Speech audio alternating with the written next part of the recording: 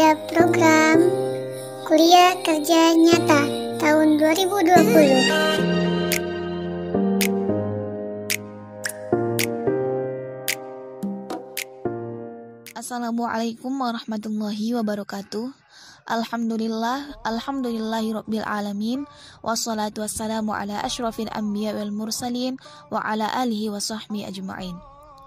Tak terasa hari raya Idul Fitri akan segera tiba, di mana hari ini merupakan tanda berakhirnya pertemuan kita dengan bulan penuh keberkahan, bulan Ramadan ini. Kita akan memasuki bulan baru yang akan menuntun kita untuk beraktivitas seperti biasanya, yaitu tidak lagi berpuasa setiap hari. Jadi, dalam kesempatan kali ini kita akan membahas tentang makna Idul Fitri dan adab-adab yang harus kita perhatikan ketika Idul Fitri. Tahu tidak apa sih maknanya Idul Fitri? Id secara bahasa Arab artinya kembali, Fitri artinya berbuka. Berarti Idul Fitri artinya kembali berbuka. Makanya yang dipahami oleh sebagian masyarakat bahwa Idul Fitri itu artinya kembali suci. Ini jelas makna yang tidak sesuai dengan makna Idul Fitri dari segi bahasa. Tapi betul tidak kalau kita berhari raya Idul Fitri berarti kita kembali suci? Jawabannya, ya tergantung. Sebab kenapa? Siapa yang kembali suci, siapa yang tidak, tentu kita melihat keadaan orangnya. Dan terkadang di masyarakat kita ada yang memaknai Idul Fitri artinya kembali boleh berbuat sesuatu yang dilarang. Ada orang yang ketika bulan Ramadan dia meninggalkan maksiat, tetapi setelah Ramadan dia laksanakan kembali maksiatnya tersebut. Kita katakan berarti percuma kalau begitu puasanya selama ini, tidak memberikan pengaruh apapun. Amal ibadahnya tidak menghasilkan ketakwaan. Sebab hakikat puasa itu apa? Allah Subhanahu wa taala berfirman, "Ya ayyuhalladzina amanu kutiba alaikumussyam kama kutiba alal ladzina min qablikum la'allakum tattaqun." Hai orang-orang yang beriman, diwajibkan atas kamu berpuasa, sebagaimana diwajibkan atas orang-orang sebelum kamu agar kamu bertakwa. Berarti tujuan puasa itu adalah mensucikan hati, menjadikan kita supaya meninggalkan maksiat. Maka dari itulah Idul Fitri itu artinya diartikan dengan kembali suci. Untuk dikatakan kembali suci, kita harus melihat keadaan diri kita. Adapun adab-adab berhari raya adalah adab-adab berhari raya. Di hari raya Idul Fitri, ada adab-adab yang harus kita ketahui bersama. Adab-adab itu adalah 1. Hendaknya disunnahkan kita mandi di pagi hari sebelum pergi sholat Id.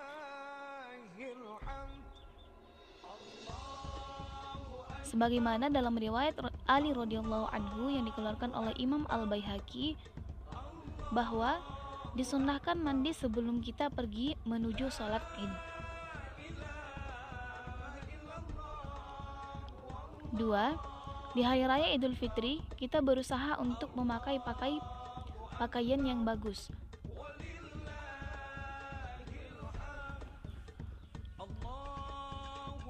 Disebutkan dalam hadis bahwasanya Rasulullah SAW memiliki baju yang khusus untuk Idul Fitri atau untuk hari raya dan menerima tamu.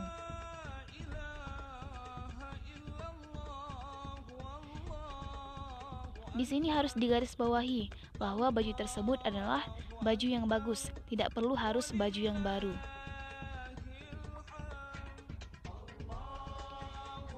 Karena itu yang Rasulullah SAW lakukan.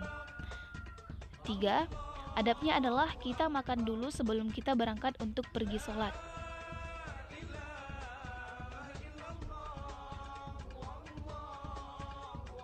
Dalam riwayat Abu Daud disebutkan bahwa Rasulullah SAW sebelum berangkat sholat beliau memakan beberapa kurma dulu di hari raya Idul Fitri. Adapun di hari raya Idul Adha maka tidak disunnahkan yang demikian. Yang keempat, kita berangkat menuju tempat sholat dengan berjalan kaki. karena sunnahnya demikian, karena Rasul dan para sahabatnya berjalan kaki menuju tempat sholat. Ya, kecuali kalau memang tempatnya sangat jauh. Dan di perjalanan kita memperbanyak takbir. Allahu Akbar, Allahu Akbar, Allahu Akbar, la ilaha illallah, wallahu akbar, Allahu Akbar, walillahil hamd.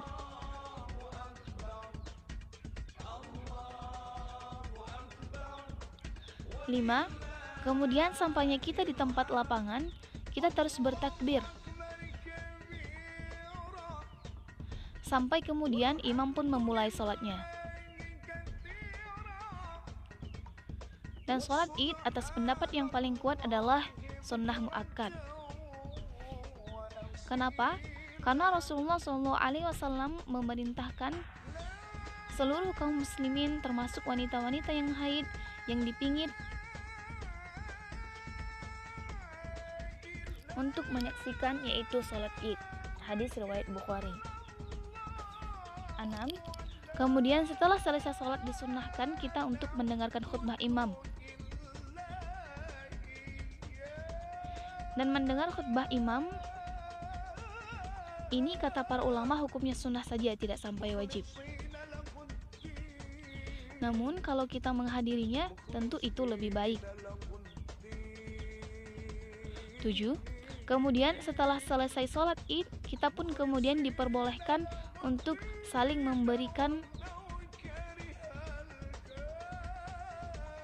tahniyah, yaitu selamat. Sebagaimana Ibnu Hajar menyebutkan dalam Fathul Bari dahulu, para sahabat memberikan tahniyah satu sama lainnya dengan mengucapkan taqabbalallahu minna wa minkum. Semoga Allah menerima amalan kami dan amalan kalian.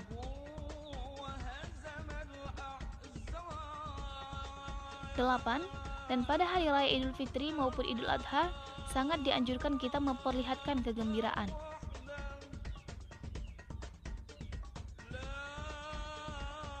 Dahulu Rasulullah SAW dan para sahabat memperlihatkan kegembiraan. 9. Kemudian bagaimana dengan saling mengunjungi sama keluarga? Memperlihatkan kegembiraan, maka itu diperbolehkan.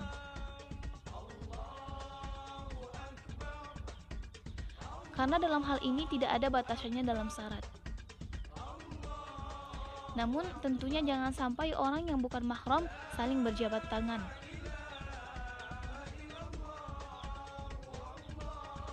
Yang kita lihat di masyarakat, wanita laki-laki yang bukan mahram saling berjabat tangan.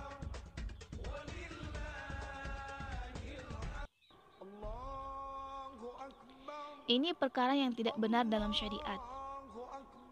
Disebutkan dalam hadis, kata Rasulullah SAW dalam riwayat Imam Ahmad,